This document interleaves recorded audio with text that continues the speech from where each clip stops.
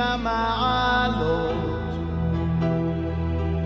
סעינה להרים, מאין יבוא עזרי.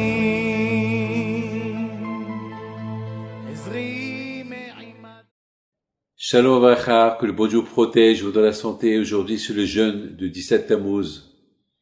Alors hier, on a expliqué la raison pourquoi on jeûne le 17 Tammuz. Nous avons expliqué que c'est le 17 Tammuz, c'est le jour que Moshe Rabbeinu a cassé l'étape de la loi, parce que les Bnei Israël, ils ont fauté, ils ont fait le veau d'or.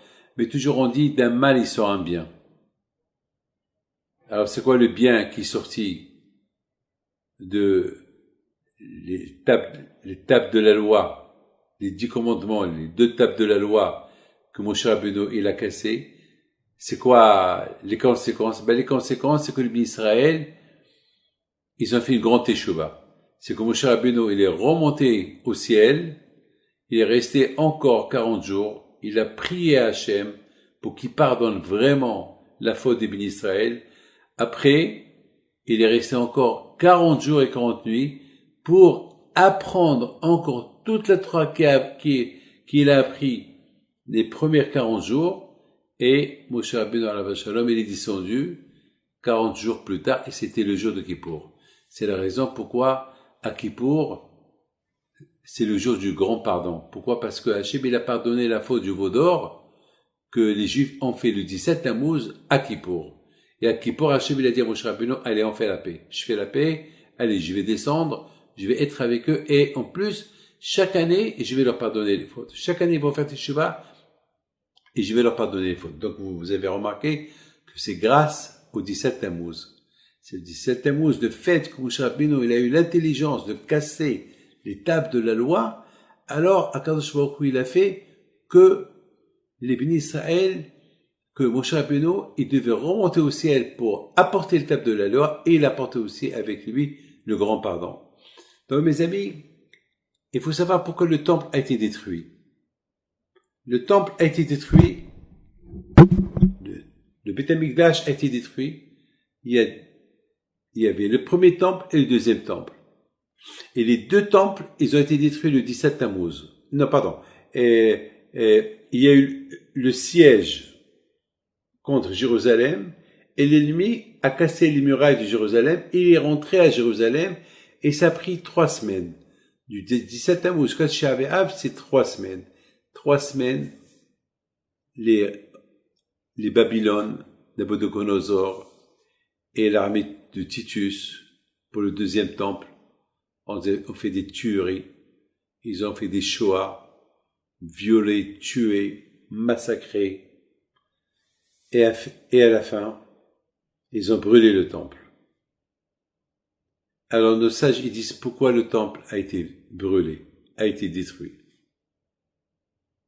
Alors, malheureusement, le 17 Tammuz, comme vous savez, c'est l'ennemi, il est rentré à Jérusalem. Et une fois qu'il est rentré là-bas, c'est fini. Ça veut dire que la Gezerah, elle était là pour tuer, pour détruire le temple. Mais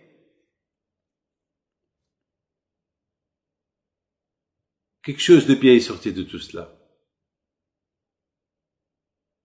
C'est que Akadosh Baruch Hu, finalement, il a passé sa colère uniquement sur sa maison.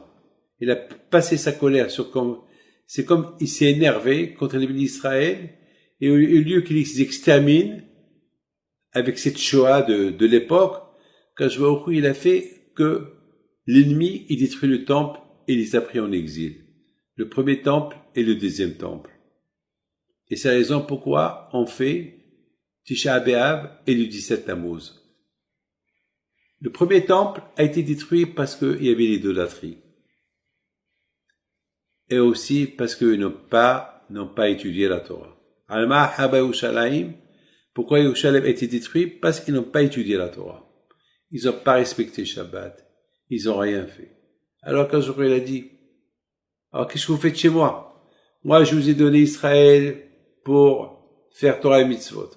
Vous ne faites pas Torah et Mitzvot. Vous ne faites pas Kavod aux vieux. alors c'est pas la peine de rester là. Mais quand même, le fait que Hachem il a promis à Abraham, Isaac et Jacob de les protéger, alors quand je vois il a passé sa colère sur le temple. Et bon, Hachem, voilà, jusqu'à maintenant on est là. Et maintenant, mes amis, donc j'aime toujours dire, toujours d'un mal il sort un bien. Alors c'est quoi le bien qui va sortir de la destruction de Beth Amikdash? Ah ben, le bien qui va sortir de la destruction de Beth Amikdash, c'est Be'ezat Hashem, la reconstruction. Voilà. On a l'espoir, on a l'émouna que Mashiach il va venir, si Dieu veut. Be'ezat Hashem. On a l'émouna. Vous savez, mes amis, je vous raconte une petite histoire. Il y avait une fois, Rabbi Yeshua ben Levi, il a demandé à Eliyahu quand Mashiach va venir. Il a dit, va lui demander toi-même. Il a dit où il est. Il lui a dit où il va venir, où il se trouve. Rabbi Yeshua ben Levi, il va chez Mashiach. Il lui dit, Mashiach, quand tu vas venir? Et Mataïka Timor. Il lui dit, Mashiach, aujourd'hui je veux venir. Il était content, Rabbi Yeshua ben Levi. Et voilà, un jour, 2 jours, 3 jours, 1 mois, 2 mois, il n'est pas venu, un jour. Rabbi Yeshua ben Levi rencontre Eliyahu, il lui dit, attends, mais Mashiach, je l'ai vu, mais il m'a menti. Je lui dis, quand tu vas venir? Il me dit, aujourd'hui, ça fait déjà des semaines, il n'est pas venu. Il lui a dit, comment il t'a dit? Il m'a dit, Hayom, aujourd'hui. Il dit, ah non, tu l'as mal compris. Hayom, imbekolo, tishma. Aujourd'hui, Mashiach, vient, si vous écoutez la voix d'Hachem, si vous écoutez la Torah, parce que le Beth Amikdash a été détruit à cause de la Torah qu'on n'a pas étudiée. Donc, et bien, grâce à Dieu aujourd'hui, on est méritant. Aujourd'hui, il y a la Torah de partout. Il y a des synagogues de partout. Aujourd'hui, grâce à Dieu, il y a des écoles juives de partout. Il y a le manger kasher aujourd'hui en Israël. Il y a des shivot, des kolilim. Oh, Hachem, jamais on a vu une génération pleine de Torah comme la nôtre aujourd'hui. Baruch Hachem, c'est super. On est dans le chemin de Mashiach. Voilà Rabotai. Voilà la bonne nouvelle de la destruction de Beth Amikdash. C'est il va y avoir la reconstruction et le Beth Amikdash il va descendre. Ezat Hashem du ciel. On a l'émouna. Il y a quelqu'un qui m'a dit une fois, Rabbi David, prouvez-moi que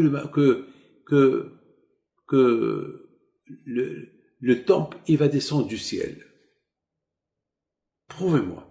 Je lui dis, je peux pas vous prouver. Je peux pas te prouver. Mais ce que je peux te dire.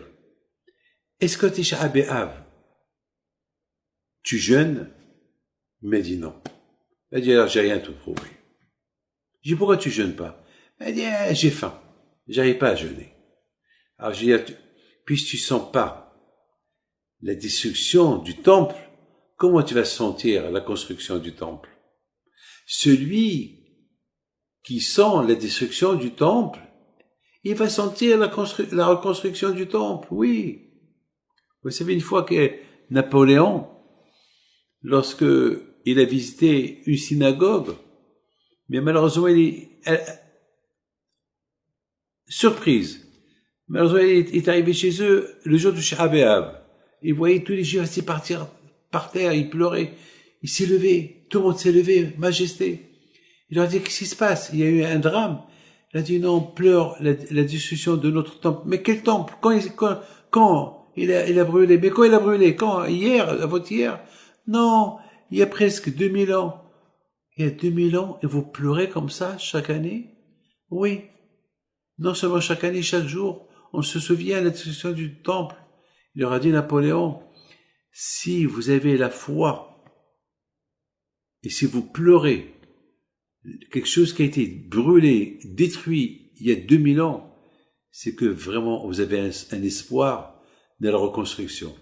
Un Napoléon qui n'est pas juif, qui l'a compris, que celui qui a de la peine pour la construction du temple, il a l'émouna, il a l'espoir qu'il va le voir, parce que si jamais il va se construire, pourquoi on va pleurer?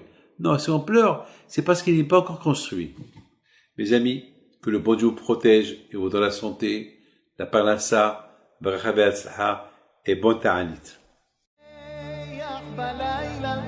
אדוני ישמור אותך מכל רע, ישמור את נפשך, אדוני ישמור צאתך ובואך מעתה